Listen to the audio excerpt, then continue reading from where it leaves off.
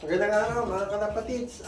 Kuya Toybits na naman para magbigay ng update dito sa bahay. Andito po tayo sa bahay.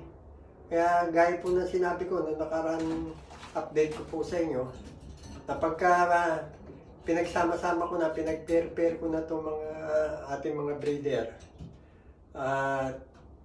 i-update ko po sa inyo. Ito na po. Pinagsama-sama ko na po yung mga breeder. So, November 27 po ngayon. Meron pong uuwi ng 11. So, 10 pa lang kailangan maibigay natin yung mga itlog. So, ang bilang ko po, bali 15 days. Kasi ang experience ko po, pagka ako nagbe-breeding, 10 to 12 days nangingitlog na po yung kalapati pagka pinagsama po natin. So, pinasobrahan ko lang po. Ginawa ko pong 15 days ngayon. At baka yung iba pong bagong pair ay hindi po umabot. Hindi bali po yung mga dating pares na at sigurado ko 10 to 12 days mangingitlog. Pero itong mga bago, baka medyo madelay ng konti. Pero konting araw lang naman. Ang gagawin po natin ngayon, press egg po na ibibiyahe po sa Pilipinas. Kasi nasubukan ko na po yung nalimliman. Nasubukan ko na rin po yung 3 days na naupuan. Meron po nakapagsabi sa atin na mas maganda po kung press. So kada itlog, kukolektahin po natin, babalutin po natin ng papel, ilalagay po natin doon sa chiller po dito sa may rep natin, kagaya po ng manok. Kasi po pagka na-delay nga naman, pagka may similya na hindi kagad na initan, baka po mamatay yung similya. Kagaya po yung mga na-experience ko po nung nakaraan nagpadala ko. Bali pang 5 beses na po ito. Ito po, papakita ko sa inyo. Meron po tayong 15 pairs dito. 16 po sana. Pero yung isa, wala pong kapares. Susubukan pa po natin manghiram kay Mr. Nakamura. So ito po, papakita ko po sa inyo isa-isa. Yung ating mga kalapate na pangatlo na itong setup na to. Pangatlong beses na nagpadala ng Pilipinas. Yung mga nauna na napadala natin sa Pilipinas, galing po sa loob na pinagtatrabaho ko at ang nag-advise po sa akin yung mismong amo ko. May basbas po ng amo ko yung mga nauna. Ito ngayong pang susunod, pang 5, dito na po sa bahay to na i-breed. Andito rin po yung mga natin, mga breeder. So papakita ko po sa inyo. Isa-isa po. Ito po sila. Hindi ko na po babanggitin yung ating mga bloodline kasi alam niyo naman po yung mga bloodline dito. Ito po yung tinesting ko na nakita ko kanina. Nabunutan ng buntot. Nung pinapaliguan ko, nakita ko nung tinignan ko, nabuksan niya yung kulungan niya rito sa may biranda kasi kinukulong ko, nilalagyan ko ng paliguan po sa loob. Buti ka mo, lumabas ako at nakita ko na pagtakma ko sa buntot ko na hawakan, baka ako magkaroon ng diferensya pagka sasampa. Okay naman, nakakasampa naman yan ang pares niya. After 5 days, bago ko po lagyan ng pugat kasi nga po, para hindi marumihan kagad. So ito po yan. Pares pearl eye po yan. Yan yung unang pair natin. Ito naman po yung pangalawang pair natin. Yan. Grabe oh, gaganda. Parang matandalag yung isa. Medyo itim yung mata niya. Yung may puti-puti. At ito namang isa, yung dati na po, pero pure breed pa rin to, pares ang lahi. Alam nyo naman, pagka may maraming puti, kalimitan yung mata niya, parang mata ng dalag. So ito po yung second pair natin.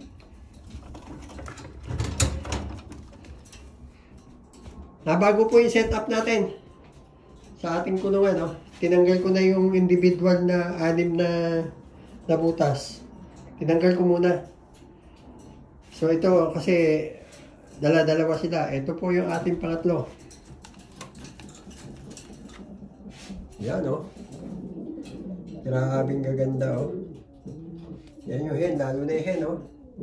Pero halos lahat naman to magaganda kasi lahat to pinipili na. Yan ang pangatlong pair natin.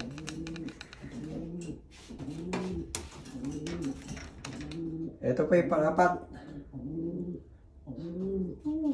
Grabe oh. Pare-parehas ano to? Pearl eye. Kasi po, ang batayan ko po sa mata, kung ano po yung original at nagpanalo dun sa mga magulang nito at nagpo-produce ng nananalo, binabase ko lang po yung kulay ng mata, kung sino po yung tatay o kung sino yung nanay. So, ibig sabihin, tested na po yung ano nila sa yung kulay ng mata. Yan, sasampahan na naman si walang buntot. Ito po yung pang-apat. Isa pang blue bar at saka checkered line.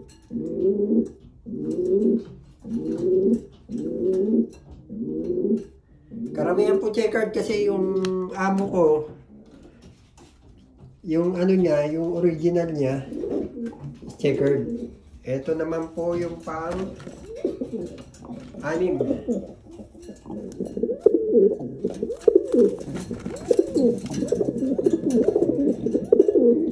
Medyo maliit lang po yung kulungan pero tsaga-tsaga lang at babantay-bantayan ko na lang po pagka mangingitlog na.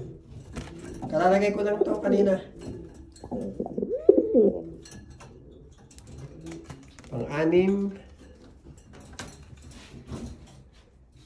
Ito po ang pang-pitong pair natin.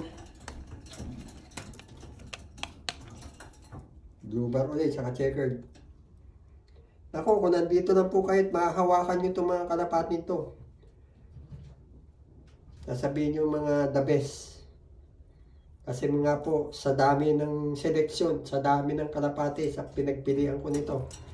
Ewan ko lang. Pati yung bloodline na nasubaybayan ko yung mga bloodline nito. Mga to, kaya nandito to sa bahay.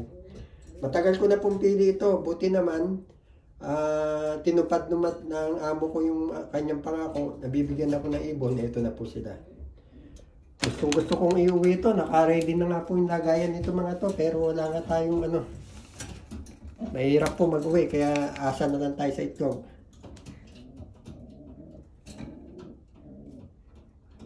Ito po yung pang-8.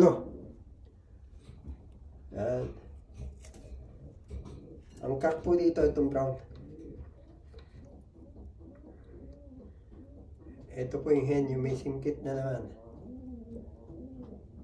Grabe, yung kondisyon nito, ilang buwan. Kasi ang tagal ko silang pinaghiwa-hiwalay. Halos 6 na buwan ata magkahiwa-hiwalay ito. Pinagtsatsagaan ko na ng pinapaliguan yan sa may biranda. Ito po yung pang-siyam. Pares kulay, pares lahi. Yan po sila.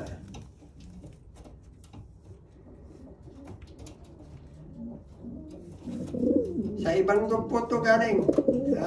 Alam nyo naman, dalawa yung dog na pinagtatrabaho ko. Ito po, itlog pa lang po ito. Pinasitir ko po dun sa isang dog na pinagtatrabaho ko. Napisa. Kasi po, yung kasama ko dito si Mr. Nakamura, ang sabi po, ang billing po ng boss namin, sa kanya pala, dahil siyang natat ng koron, lahat po ng first class alisin na itlog. Second class ang binubuhay nila dahil nga one low price yung sinasalihan nila. Pero ako naman, sinubukan ko hingi ng itlog, pinapisa ko dun sa pinasitir ko, yan, napisa, yan na sila. So itlog pa lang to, alaga ko na. Ay, itlog pala nito, nasa akin na. Hanggang sa napisa, hanggang sa lumaki. Ngayon, magkapares sila. Pang-siyam po yun. Ito naman po yung pang-sampo. Ganon din po ang kwento nito. Itlog pa lang po ito na hingi ko na po to. Tapos pinasiter ko na lang sa buhay. Ito po hindi magka-nestmate to. Yung gray cell hindi magka-nestmate. Saka itong brown hindi rin magka-nestmate to. Pero pares po ang lahi. Yan. Siguro may diferensya rin yun. Kasi hindi naman sila magka-nestmate. Pero pares yung tatay nanay nila. Para pure na pure sila.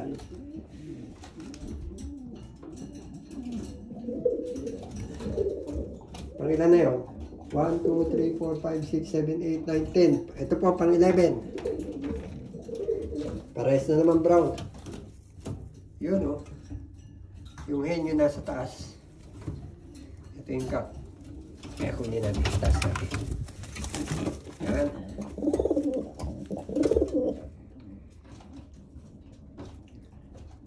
Grabe itong mga to. Sayang na sayang to talaga kung hindi ko may uwi. Kaya napakaswerte nung magmamada nitong mga kalapatin to o kung sino makakapag-avail na tiga rito. Ang swerte nila. Dahil ako sa tagal ko na sinubaybayan itong mga kalapatin to, sila saglit lang nagkaroon sila. Pang 11.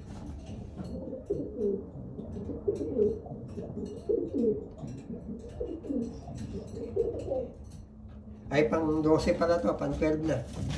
Side view natin yung cup para makita nyo. May ilan pa po sila, oh. Ayan yung cup. Pares niya. White light. Ayan yung hen. Grabe, oh. So, yung mga yan, mga kalapatids. At sana makarami tayong itlog na may pauwi. Marami rin tayong mapapisa. Ito po yung pang 13. Yun o. Oh, pares na pares na. Ganon din po ito. Hindi rin po itong magka-nestmate. Pero magkalahi sila.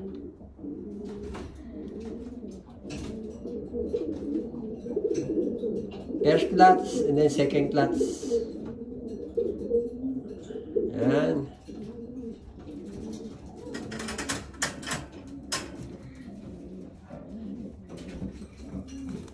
Pang 14. Yun, oh. Grabing ganda nito, oh.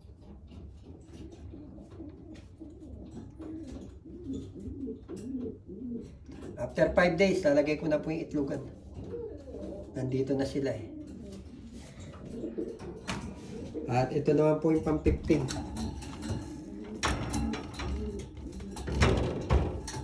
Ayan, yung pang 15 natin, mga kalapatid. So,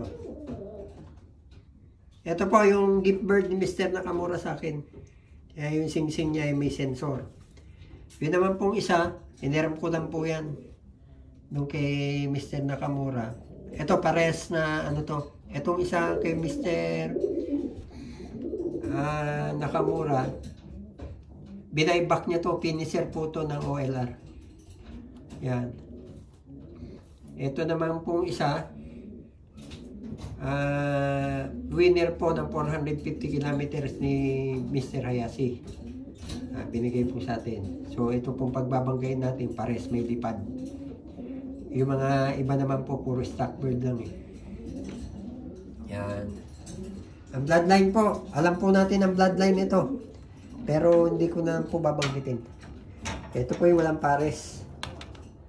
Yung pares ko muna, yung pares kasi nito nabili. Pero nung araw to nagkasakit, ginamot ko, ngayon magaling na po siya. Kaya nandito na siya sa loob. Uy, mayos ka. Yan. Nung nagkasakit po to, kala ko mamamatay na. Hinang-hina, ang payat. Kasi binubuli siya. Siyempre, pumayat. Siyang tinamaan ng sakit. Sama-sama sila rito. Ang ginawa ko, nilabas ko po sa biranda. Alam niyo po, kung hindi kayo maniniwala, ang ginamot ko lang po dyan, bawang. bawang juice at saka bawang na buo sinusubo ko, tapos nagbababad po ako sa isang lalagyan, inaano ko sa kanya, pinopors ano ko sa kanya, binibigay ko kasi nga po hinang-hina siya, lumakas po. Kaya gandang maganda yung bawang para sa mga alaga natin mga kalapate.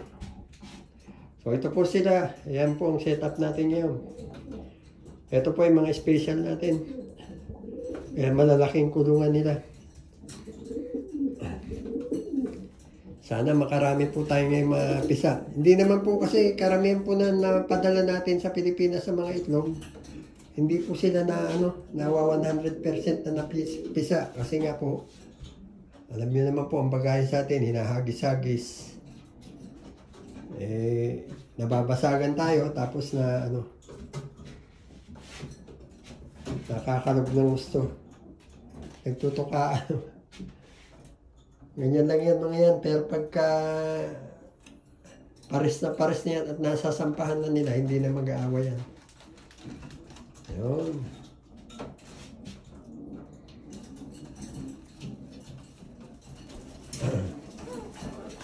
So po, hanggang dito na lang po. At dito na po natin tatapusin ang update ko po sa inyo. Kita nyo po talaga. Kung talagang hilig mo ang kalapate, miski sa loob ng kwarto to, sa bahay dito sa Japan, tingnan mo, nagkaroon ng kalapate sa loob. Naging loop ang bahay na inuupahan ni Kuya Toy Beats dito sa Japan. Kasi bawal po dyan sa beranda. Hindi naman sa bawal, pero siyempre maingay. Kaganyan po, ang beranda po natin, maluwag. Ayan. Andyan po ang washing machine. Ang problema po, tabi-tabi ang bahay. Pag may nagreklamo, ako naman, ginagawa ko na lang, wag lang sa gabi mag-iingay. Sa umaga, okay lang. Wag lang sa gabi kasi oras ng pagpahinga po ng mga dahil nga po nagtatrabaho rin yung mga yan. Mga katabi natin bahay. Kaya pagka minsan may lumabas ako at may nagsabi, "Uy, maingay mga kalapati mo." Magpapasensya ka na lang, pasensya na ho. At bagay malapit na pong umuwi itong mga to, ginaganon ko na lang. Kaya magpakumbaba ka na lang dahil ikaw ang nakaka-perwisyo. Ganun lang po. Huwag mong awayin yung mga yan at talagang tatawag ng pulis yan para ireklamo at irereklamo ka pa dun sa may-ari ng bahay.